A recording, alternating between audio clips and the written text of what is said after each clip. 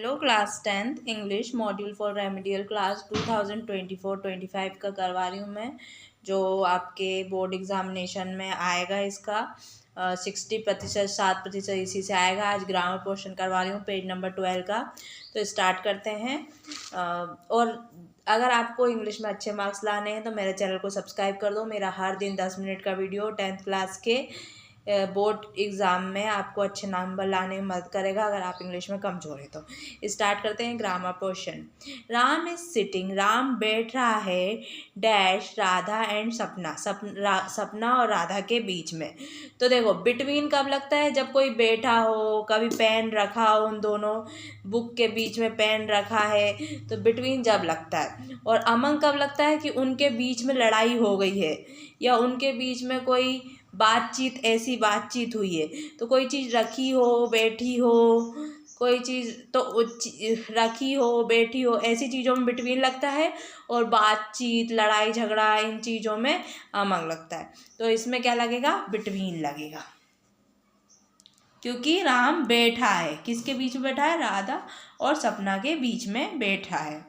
Dash the moon walk slowly and slightly, जो चांद है वो धीरे चलता है और साइलेंटली, चुपचाप चलता है। तो ए एंड द, तो देखो द किन चीज़ों में लगता है?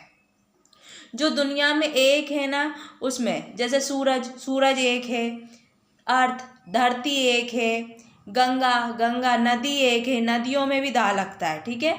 रामायण जो अपनी ग्रंथ वाली बुकें, धर्म उपनिषद, इनमें दा लगेगा।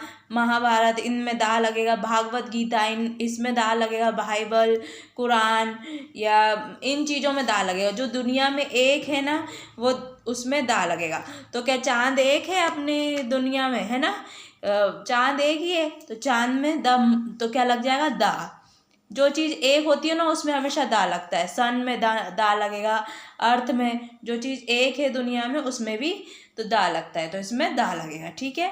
मंडे कम्स डैश संडे, सोमवार रविवार से कब आता है? बिफोर यानी पहले, और आफ्टर यानी बाद में। तो कब आता है?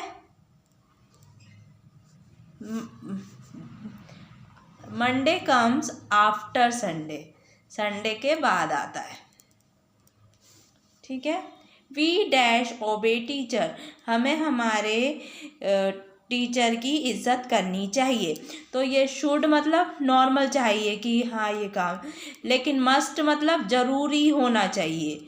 ज़रूरी ये काम होना ही चाहिए, ज़रूर ही ये काम होना ही चाहिए। और आउट टू मतलब, आउट टू कब होता है? जब सरकारी बात हो।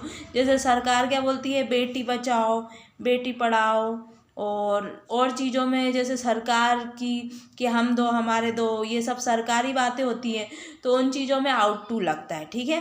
तो हमें हमारे टीचर की इज्जत करनी चाहिए। तो या तो मस्ट भी सही है और आउट टू भी सही है, क्योंकि ये सरकार भी बोलती है, लेकिन सरकार नहीं बोलती कि इसमें मस्ट लगेगा। वी मस्ट, तो मस्ट भी सही है और आउट टू भी सही है। अगर आप ये दोनों करेंगे तो दोनों ही सही है। शुड मतलब एक नॉर्मल चाहिए कि हाँ तुम्हें जाना चाहिए था वहाँ पे, तो एक नॉर्मल सा चाहिए होता है। लेकिन ये मस्ट मतलब ज़रूरी, ये काम तो होना ही चाहिए। और ये आउट टू कब? जब सरकारी चीज़ों को, कि बेटी पढ़ाओ, बेटी बचाओ, और 2 बच्चे ही होने चाहिए, या कुछ भी ऐसी चीज़ें जो सरकार बोलती है कि टैक्स भरना चाहिए, तो ये आउट टू जब लगता है जब कोई सरकारी काम की बात हो रही। तो मस्ट भी सही है, तो ये दोनों ही लग सकते हैं, मस्ट ही लगेगा। ठीक है। We must obey our teacher. The book is dash the table, book table के ऊपर रखी है। तो कोई चीज़ हो रही है, बुक क्या है? एक वस्तु है, एक चीज़ है, तो वो टेबल पे रखी है। तो जब कोई चीज़ की बात हो ना, वस्तु की बात हो, तो ऑन लगता है। ठीक है, ऑन लगे। I have read dash book, मैंने बहुत सारी बुक पढ़ी है। तो मैनी कब होता है? जब कोई चीज़ गिनी जा सकती है। और मच कब लगता है? जब कोई चीज़ नहीं गिन पाते, अपन नहीं गिन पाते। तो क्या आप बुक गिन सकते हो? हाँ, गिन सकते हैं हम। कितनी बुक पढ़ी? 10 बुक पढ़ी, 4 बुक पढ़ी, तो इसमें क्या, बुक में मैनी लगेगा। I have read many books, तो बुक में हमेशा बुक जो चीज़ गिनी जा सकती है उनमें मैनी लगता है। और मच कब लगेगा, जब जो चीज़ नहीं गिन सकती, जैसे कि शक्कर, गेहूँ, चावल, इन चीज़ों को नहीं गिन सकते अपन, तो उसमें मच लगेगा। और जो चीज़ को गिन सकते हैं जैसे बुक, पेन, टंकी, इन चीज़ों को गिन सकते हैं तो उसमें अपन को मैनी लग सकता है। Physics dash not a difficult subject, physics इतना मुश्किल सब्जेक्ट नहीं है। तो अभी एक सब्जेक्ट की बात हो रही है, देखो इज़ लगे या आर लगे। आर कब लगता है, जब दो या दो से ज़्यादा लोगों की बात होती है ना, दो या दो से ज़्यादा लोगों की बात होती है तो आर लगता है। और इज़ कब लगता है, जब एक की बात हो रही हो। तो अभी एक विषय की बात हो रही है, एक सब्जेक्ट की बात हो रही है, तो इसमें इज़ लगेगा। Physics is not a difficult subject, ठीक है। She dash an apple daily, वो रोज़ एप्पल खाती है। तो देखो, तो ये क्या लग रहा है, सिंपल प्रेजेंट का सेंटेंस है। सिंपल प्रेजेंट का सेंटेंस है। तो खाती है, खाता है, जाता है, तो इनमें हमेशा क्या लगेगा, वर्ब में एस या ई एस लगता है। तो ये क्या करती है, वो रोज़ एप्पल खाती है, तो ती है, तो यहाँ पे क्या लगेगा, उसका ईट्स लग जाएगा, ठीक है।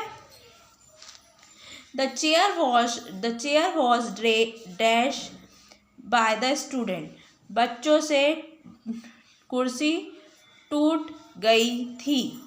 तो क्या हो जाएगा, ब्रोकन हो जाएगा, ब्रोकन बाय द स्टूडेंट।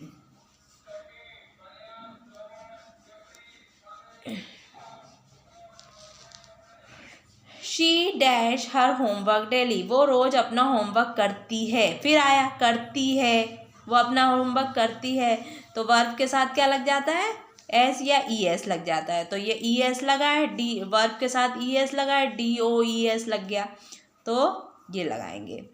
वो अपना रोज़ होमवर्क करती है, तो एस लग गया, ठीक है। She is sitting dash the classroom, वो बैठी है क्लासरूम के अंदर बैठी है। तो अंदर में क्या लगेगा, इन। अगर वो कमरे में क्लास में जा रही है तो इनटू लगता। जब कोई काम कर रही है, जा रही है मतलब क्लासरूम के अंदर जा रही है तो इनटू लगता, नहीं तो इन ही लगेगा। इन मतलब मैं, क्लासरूम के अंदर जा रही है या क्लास कुछ भी ऐसा होता तो इनटू लगता, लेकिन इन जब लगता है वो क्लासरूम में बैठी है, तो वो बैठी है क्लासरूम में, इसलिए इन लगा, बैठ रही है, ठीक है। Mona died dash of dash malaria, कोई इंसान मर जाता है कोई बीमारी से, तो उसमें हमेशा ऑफ लगता है कि वो मलेरिया से मर गई, तो ऑफ लगेगा, ठीक है। जब कोई बीमारी से, वो कैंसर से मर गया, तो ऑफ लगेगा, ठीक है। ही इज़ SDM, तो जब आवाज़ आती हो काय की, AEIOU, इनकी आवाज़ आती हो तो एन लगता है। तो क्या आवाज़ आ रही, एस, क्या की आ रही, एस, ए की आवाज़ आ रही है, ए की आवाज़ आ रही है, तो क्या लगेगा, एन लगेगा, ठीक है। इट वॉज डार्क, वो वहाँ अंधेरा था, सो इसीलिए I dash a torch with me, मैंने अपने साथ टॉर्च ले ली। तो देखो ली हो ना, तो ली मैंने अपने साथ ले ली, तो ये ली वाला वर्ड है कि मैंने अपने साथ टॉर्च ले ली, तो क्या लगेगा, वर्ब का सेकंड फॉर्म। तो टेक का सेकंड फॉर्म क्या होता है, टुक, तो ये क्या लगेगा, टुक लगेगा। मैंने अपने साथ टॉर्च ले ली क्योंकि वहाँ अंधेरा था, वॉज, ठीक है। When I reach the station, जब मैं स्टेशन पहुँचा, the train had already left. अब हैड लगा मतलब ऑलरेडी लीव, मतलब ट्रेन चली गई थी, तो हैड के साथ क्या लगता है, हमेशा वर्ब की थर्ड फॉर्म। तो लीव का वर्ब का थर्ड फॉर्म क्या होता है, लेफ्ट। जब हैड लगा हो तो वर्ब की थर्ड फॉर्म लगेगी, तो लीव का लेफ्ट हो जाएगा, ठीक है। आई होप वीडियो अच्छा लगा हो, वीडियो को लाइक कर देना, सब्सक्राइब कर देना। आगे वाला वीडियो एंड स्क्रीन पे मिल जाएगा, वहाँ जाके देख लेना। Thanks for watching.